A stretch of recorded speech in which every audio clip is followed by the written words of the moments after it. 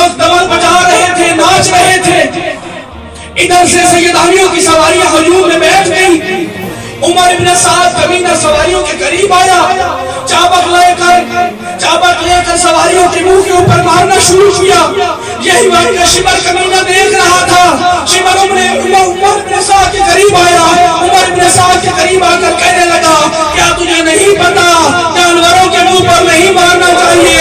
یہ اسی سے اللہ کی وحدانیت بیان کرتے ہیں. یہی سکینہ سن رہی تھی. سکینہ بھیا سجاد کے پاس گئی، کہنے لگی اے میرے بھیا سجاد، میں نے سچ بات سے سنا ہے کہ جانوروں کے منہ پر نہیں مارنا.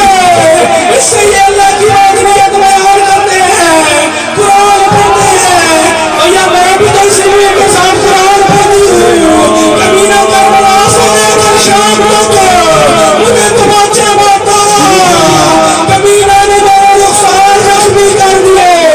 میں چچی عباس لو ما طيفك بمني واسوني، لو تعوف دموعك الله يعمي عيوني. ما بكت المصاب